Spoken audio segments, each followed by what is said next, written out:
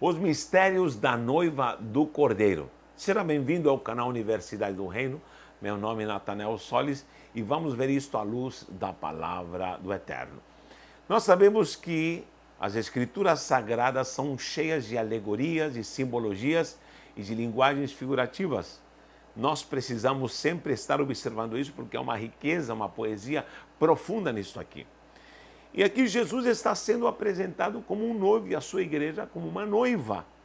Você vai ver em Apocalipse capítulo 19, quando o próprio João e Johanna está falando, alegremos-nos, exultemos, ele escreve porque ele vê essa visão, porque são chegadas as bodas do Cordeiro, cuja noiva já se ataviou e foi lhe dado vestido de linho finíssimo. Pois é, aqui nós temos o Hatã e Calá, que seria o noivo e a noiva. Duas palavras que vou anotar agora. Hatã, Hatã, e aqui seria Hatã, na verdade com K, Hatã e Calá, que seria também noiva. Calá. Noivo e noiva. Hatã, Calá, noivo e noiva. Então, o Hatã e o Calá estão representando essa união marital e todo o cortejo, todo esse processo. E para nós, como igreja, devemos compreender, ou devemos mergulhar nesse mistério para quê? Para que possamos entender passo a passo o que já aconteceu conosco no nosso relacionamento com Cristo, a nossa vida cristã, desde o momento que já o recebemos até chegarmos às bodas do Cordeiro, que isso é uma visão futurística, uma visão escatológica que ainda vai acontecer, tá bom? Há 3 passos, pelo menos, que se dão num casamento, desde a aliança até a cerimônia, que seria as bodas dos noivos, tá bom? Primeiro, como nós damos aqui, o Shidurim, Erusim e Nessuim. Começa com essa palavra aqui, Shi, Shin, é o Shin com pontuação para I, Iot, Dalet, Vav, com pontuação para o Raf, Iot e o mesmo sofrido, Shidurim. Essa palavra, literalmente, Shidurim, significa escolha. É uma palavra antiga, que não se usa muito hoje, mas significa escolha. Por quê? Porque a primeira coisa que se fazia era uma escolha. A escolha de quem? Da noiva. E quem fazia essa escolha? Era o pai do noivo. Os pais do noivo se encarregavam de olhar a família da noiva, ver se essa noiva era uma menina, uma jovem de boa reputação, se pertencia a uma família de fato parental, porque entre parentes se casavam também. Então, era uma observância onde a noiva atuava de uma forma passiva. A noiva tinha que ser escolhida e era o pai do noivo que estava nesse comando de fazer o contato com a família da noiva e falar que ela tinha sido escolhida. Lógico que os noivos ali trocavam olhares, se conheciam, se gostavam, mas tudo era uma harmonia, mas era a família do noivo. Justamente, Jesus falou, não fostes vós como noiva que me escolhestes a mim, mas eu vos escolhi a vós. Então, a primeira escolha, João 15:16, vou anotar aqui. João 15:16, a escolha foi feita pelo Pai. O Pai do nosso Senhor e Salvador Jesus Cristo, esse pai que escolhe a noiva e prepara uma noiva para o seu filho. E, logicamente, nós, de uma forma passiva, recebemos, é necessário receber e, logicamente, concordar com ser noiva. Nós recebemos essa gloriosa chamada, falamos sim, recebemos essa virtude agora para sermos lavados, redimidos e sermos noiva do Cordeiro. Isso aconteceu quando nós nos convertemos, fomos regenerados e recebemos essa virtude dessa escolha, tá bom? Essa era a primeira coisa que se fazia e oficialmente começava já uma aliança. quando na palavra se usa a palavra estava desposada, no caso de José e Maria, são desposados, significa que já estavam nessa escolha, nesse propósito e se preparando para o Eruzim. Ou às vezes já tinha acontecido o Eruzim, porque se fazia um noivado, porque havia um processo longo nessa escolha e depois já se marcava a data do Eruzim, que seria mais ou menos o noivado. Vou colocar aqui entre parênteses, noivado. E nesse noivado, eles iriam já se comprometer, fazer um compromisso. Primeira coisa que se fazia em relação à família da noiva. O noivo tinha que levar, e a família, logicamente, do noivo estava nisso, um dote de prata e ouro. Prata e ouro. Vou colocar aqui dote. Um dote. E se pagava caro, viu? Não era qualquer um que queria casar e pegar uma menina e casar. Tinha que ter um dote, tinha que ter money, tinha que ter estrutura financeira para sustentar essa jovem. E se pagava um dote à família, ao pai da noiva, um dote bem pago. Ele variava de classe social, mas há dotes na Bíblia em ouro e prata que eram bem caros, muito caros. Lembra quando Abraão levou camelos cheios de ouro, de prata, de joias? Olha que dote ele pagou para uma noiva, para o seu filho, para uma esposa, para o seu filho Isaac. E a Rebeca veio logo porque viu tanta bênção. Então, nós temos aí ouro e prata simbolizando, logicamente, coisas preciosas. Mas Pedro fala, 1 Pedro 18, 19, 1 Pedro 1, 18. 1 Pedro 1, 18 e 19 diz que não foi com prata nem com ouro que foi o nosso Eruzim, mas foi com o sangue, o dote foi o sangue do Cordeiro, foi com o precioso sangue do Cordeiro. Então, o dote que o próprio Cristo, Yeshua HaMashiach, pagou foi na cruz. Então, na cruz está sendo pago esse sacrifício do dote, onde com seu sangue ele vai pagar, né, pela vida da noiva, por ter a noiva, a calar essa noiva amada, pelo qual ele vai dar o seu sangue precioso. Lembra quando Paulo fala com categoria aos maridos: maridos, amai as vossas mulheres como Cristo amou a igreja e se entregou por ela. Ah, meu Deus, isso são poucos que cumprem ao ponto de se entregar, dar a vida pela esposa. Meu Deus. Então nós precisamos ter essa virtude gloriosa de entender que é um dote que foi pago por nós, que logicamente não foi com ouro nem com prata, mas foi com seu precioso sangue. Ali se fazia algo importantíssimo, se assinava uma ketubá. Ketubá, vou anotar aqui vou abrir um espacinho aqui, meu Deus, porque depois vou ter que dividir aqui, ó. Ketubá. Ketubá. Essa ketubá era necessário fazer, porque era um documento onde se assinava, essa ketubá se assinava, onde eles se comprometiam. E eu não tenho tempo aqui para explicar, mas onde havia um compromisso, onde essa menina não podia se envolver com qualquer pessoa, não podia andar agora por aí em qualquer lugar, não podia conhecer outro rapaz, porque antigamente, se essa menina descumpria esse propósito, ou ela adulterava, porque ela já estava aliançada, estava através do Eruzim, primeiro o Shidduchim, agora através do Eruzim eles estavam aliançados. Se ela não cumprisse, ou qualquer um não cumprisse, eles eram mortos. Isso era a lei antiga.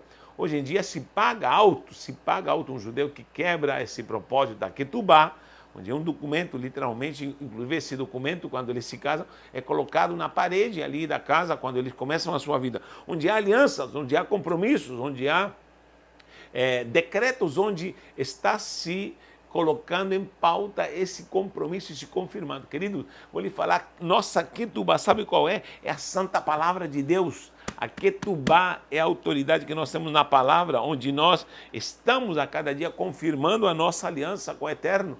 Toda pessoa hoje em dia, como noiva de Cristo, como igreja do Senhor, precisa cumprir os seus mandamentos, precisa guardar a sã doutrina. Essa é a pergunta. Quanta gente hoje em dia tem aberto mão da sã doutrina? Quanta bagunça dentro da igreja?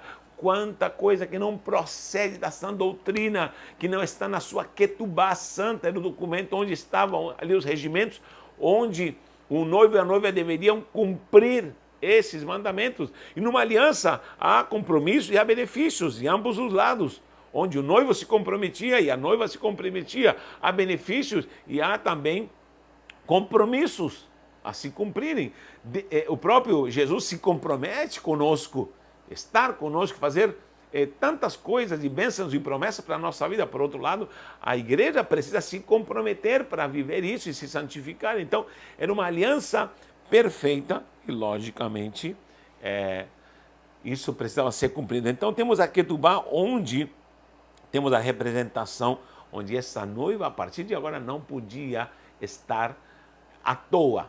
Ela, em primeiro lugar, ela preparava o seu vestido, Shem Lat Kala, vai estar no PDF, Shem Lat Kala, que seria o seu vestido branco, seu vestido de noiva. O Shem Lat Kala era de linho, e ela não podia estar vestida de qualquer maneira. Todo dia ela precisava experimentar, ter o seu vestido branco, porque, preste atenção, o noivo não avisava quando viria buscá-la. Então, para se cumprir o Nessuim, que seria já o casamento, ele podia vir a qualquer hora. Podia ser de noite, podia ser de manhã, ele ia pegá-la de surpresa. Se dava um tempo, às vezes de 1 ano, 6 meses, 7 meses, mas ele não avisava. Nem o noivo sabia a data, escute bem, nem o noivo sabia o dia, para que o noivo não falasse para a noiva. Então, o pai do noivo, só o pai do noivo é que sabia, e esse pai preparava o seu filho como noivo e falava, eu vou te avisar quando vamos. É por isso que Jesus, quando esteve aqui na terra, ele disse, nem o filho do homem sabe, mas somente o pai sabe. Ele estava na posição de filho aqui na terra, mas logicamente todo o poder foi lhe dado, toda a virtude e glória foi lhe devolvida, e hoje ele sabe o dia que virá, mas aqui na terra ele não sabia, ele estava na posição como um ratã, ele estava ali como noivo se preparando para estabelecer a sua igreja, a sua noiva e logicamente vir buscá-la. Então, podia vir a qualquer momento. Lembra da passagem das 10 virgens? Ali nessa passagem nós vemos claramente que o noivo chega de noite, surpresivamente.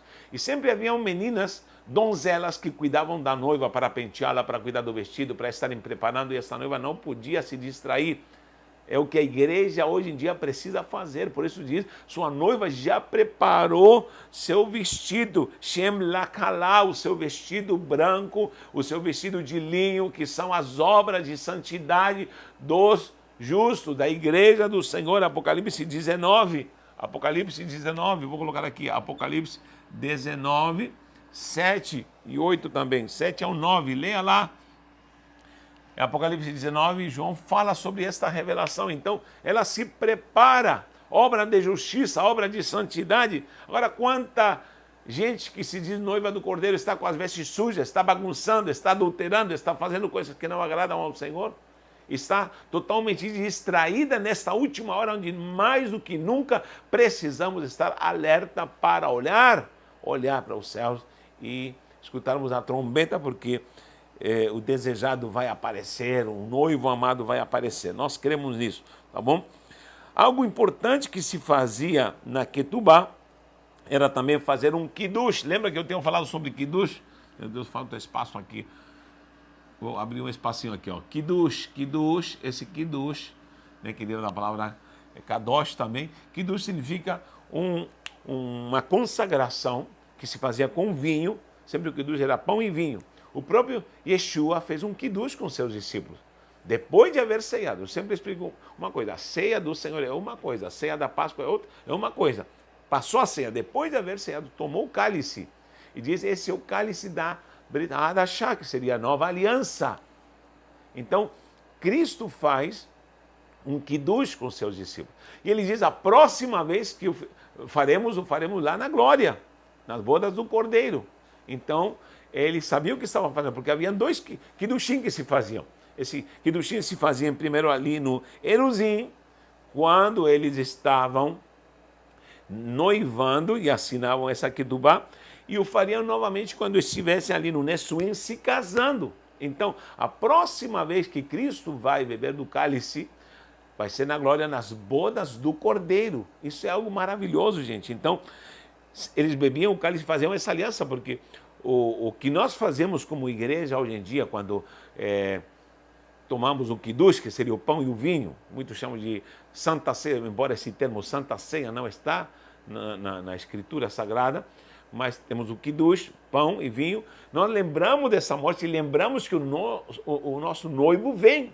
E precisamos nos consagrar. Por isso ele diz, fazer isso em memória de mim, até que eu volte, até que eu venha. Venha para quê? Para as bodas, para se casar. Então essa noiva, com o noivo ali no Jerusalém, estavam juntos no noivado, bebiam do cálice, nessa aliança, onde o vinho simbolizava o teu sangue, agora vai ser o meu sangue. Então nós temos essa aliança de sangue com o nosso noivo, o nosso Salvador. E aí, logicamente, se pagava esse dote, eles estavam já aliançados. Maravilha! Glorificado seja esse Deus Todo-Poderoso que nos deu a alegria de sermos a noiva do Cordeiro.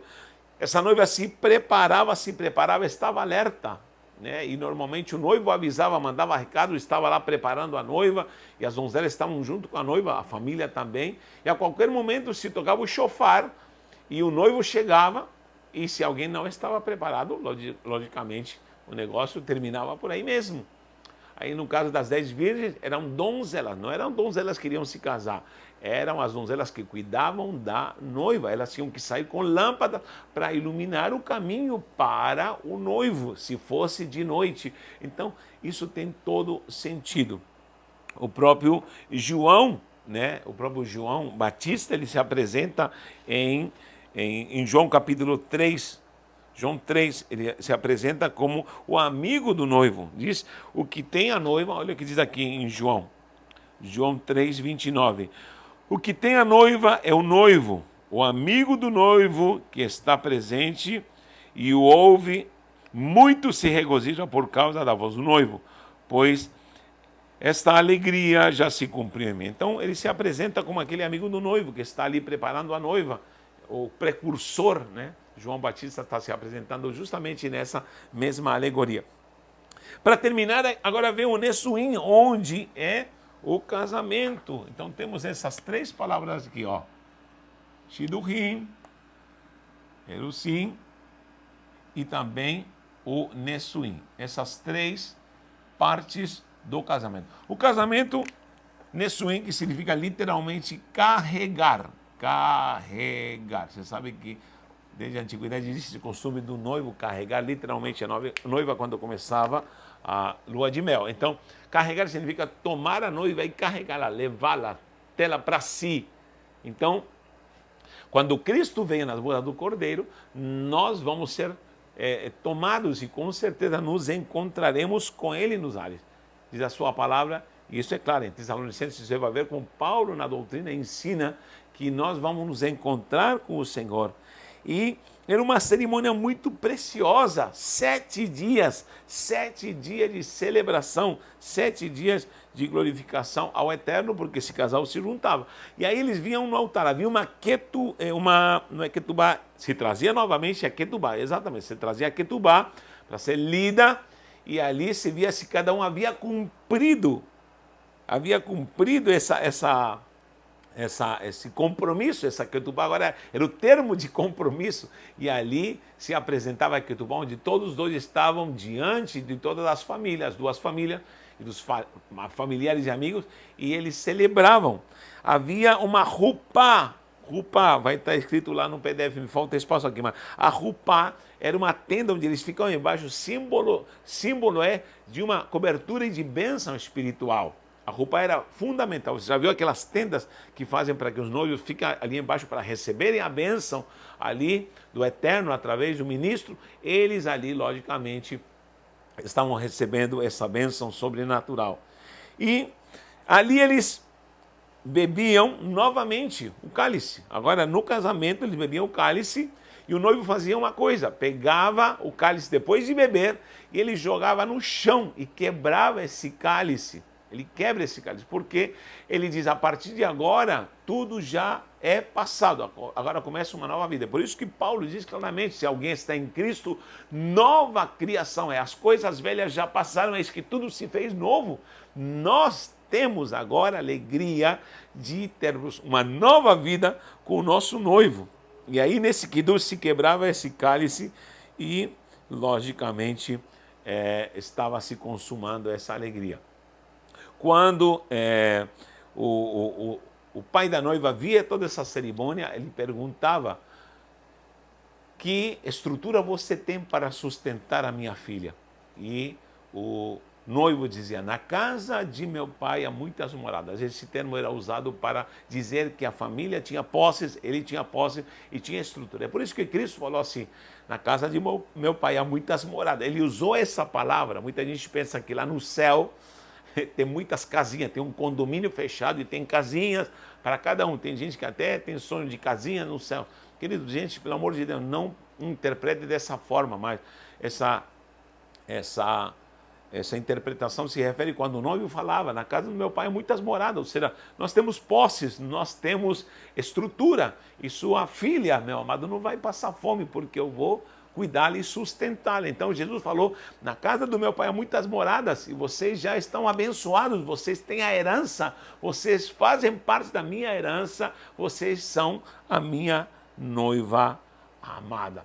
A noiva, Kalá, noiva, pegava o seu talite, cobria o seu marido agora nessa unidade, e ela falava, a partir de agora eu me sujeito como esposa, e o principado está sobre seus ombros. Lembra quando Isaías diz que o principado está sobre seus ombros, seu nome será maravilhoso, conselheiro, Deus forte, Pai da eternidade, príncipe da paz. Pois é, essa autoridade estava sobre o noivo, por isso que Cristo é o nosso príncipe, nosso noivo amado, que vem nos buscar. Isso vai acontecer, tá bom? Eles recebiam 7 bênçãos, e essas bênçãos que seriam a Sheva Berachot, são 7 bênçãos espirituais que eles recebiam.